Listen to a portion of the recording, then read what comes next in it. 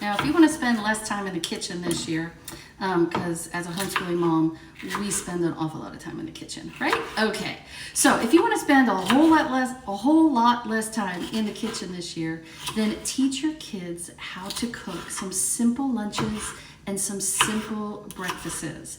It will, is that a word, breakfasts? Anyway, it will save you time and your sanity, and you will get way less gray hair. And besides, it's a great life skill to teach your kids, and your future daughter-in-law and son-in-law will thank you for it, that your kids know how to cook simple things, okay? So even a 5-year-old can learn how to make a peanut butter and jelly sandwich, or like my kids like a peanut butter and banana sandwich, ham and cheese sandwiches. It's super easy. They're just in charge of making their own. What's another thing? These mini pizzas that I'm making. This was something I taught my kids how to do when they were very young with English muffins. So they just put their favorite little toppings on it, and then you put it in the toaster oven, so they don't even need to use the real oven for these, right? Also, they could put together like simple salads, or when they get older and you want to start teaching them how to use the stove. My kids learned how to make homemade hamburgers. Oh my gosh, my son's gourmet hamburgers, he's got a secret ingredient.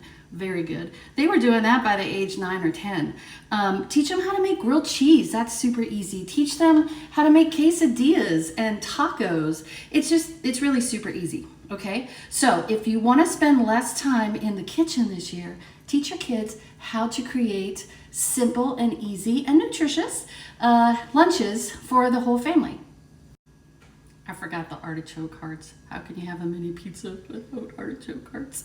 Anyway, and then I would assign each of my kids a particular day of the week. And so I just knew that every Mondays, Francesca was in charge of lunches for all of us. So she would cook lunch for all of us. And on Thursdays, Joe was in charge of cooking lunch for all of us. And then when they got older, I assigned them 2 days each. And then y'all, I did the same thing for breakfast. It was BYOB, but not what you think. It was bring your own breakfast.